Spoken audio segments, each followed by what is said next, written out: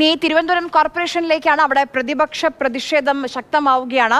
ആമേഴഞ്ചാൻ തോട്ടിൽ വീണ ജോയ് എന്ന തൊഴിലാളി മരിച്ചതിലാണ് BJP കൗൺസിലർമാരുടെ പ്രതിഷേധം. കോർപ്പറേഷനിലേക്ക് അതിനിടെ യൂത്ത് ലീഗിന്റെ പ്രവർത്തകർ തള്ളിക്കയറാൻ ശ്രമിച്ചു.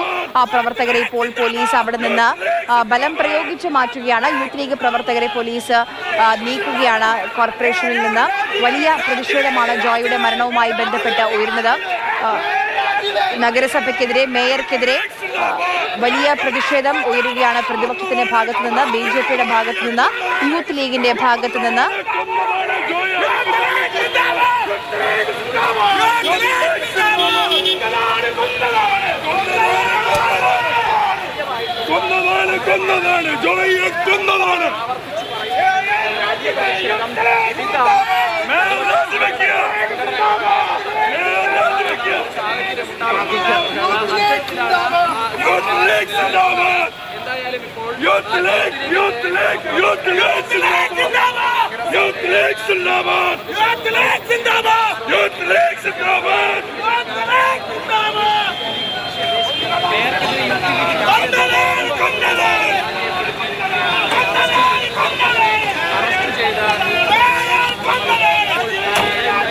അമൽ തെനമരമ്പിൽ വിവരങ്ങളുമായി ചേരുന്നുണ്ട്. അമൽ, യൂത്ത് ലീഗ് പ്രവർത്തകരെ പൂർണ്ണമായും അവിടെ നിന്ന് മാറ്റിയോ പോലീസ്? ആര്യ, യൂത്ത് ലീഗ് പ്രവർത്തകരാണ് കോർപ്പറേഷനിലേക്ക് തള്ളിക്കയറിയത്. കോർപ്പറേഷന്റെ കവാടവും കടന്ന് കോർപ്പറേഷന് തൊട്ടു മുന്നിലേക്ക്, കോർപ്പറേഷൻ അകത്തേക്ക് അവർ എത്തിയിരുന്നു. ഇപ്പോഴെന്തായാലും ഈ പ്രവർത്തകരെ മുഴുവനായി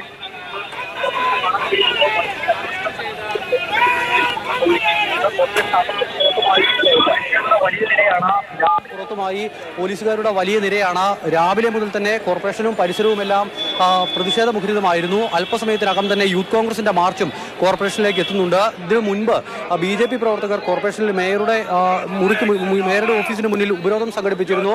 ആ ഉപരോധം ഇപ്പോഴും അവിടെ തുടരുകയാണ്. അതിനൊപ്പമാണ് ഇപ്പോൾ യൂത്ത് ലീഗിന്റെ പ്രതിഷേധം നടന്നത്. യൂത്ത് ലീഗ് പ്രവർത്തകർ കോർപ്പറേഷന്റെ കവാടം കടന്ന് അകത്തേക്ക് എത്തിയിട്ടും പോലീസിന് പ്രവർത്തകരെ തടയാനായില്ല. PK രാജു ഡെപ്യൂട്ടി മേയർ നിന്ന് മാധ്യമങ്ങളോട് സംസാരിക്കുന്നതിനിടയിലാണ് ആ പ്രവർത്തകർ യൂത്ത് ലീഗിന്റെ കൊടികളും കരിങ്കൊടികളുമായി അകത്തേക്ക് എത്തിയത്. എന്തായാലും മേയറുടെ ഓഫീസിലെ കസേരയിൽ കരിങ്കൊടി കെട്ടും എന്നുള്ളതായിരുന്നു യൂത്ത് ലീഗിന്റെ പ്രഖ്യാപനം. പക്ഷേ അകത്തേക്ക് പോലീസുകാർ ഇതനുസരിച്ചുള്ളൊരു മുൻകരുതൽ എടുത്തിരുന്നതിനാൽ തന്നെ ഈ കോർപ്പറേഷന്റെ കാർപോർച്ചിന്റെ പരിസരത്ത് വെച്ച് യൂത്ത് ലീഗ് പ്രവർത്തകരെ അറസ്റ്റ് ചെയ്യാൻ കഴിഞ്ഞിട്ടുണ്ട്. അവരിപ്പോൾ കസ്റ്റഡിയിലെടുത്ത് അടുത്ത പോലീസ് സ്റ്റേഷനിലേക്ക് കൊണ്ടുപോയി.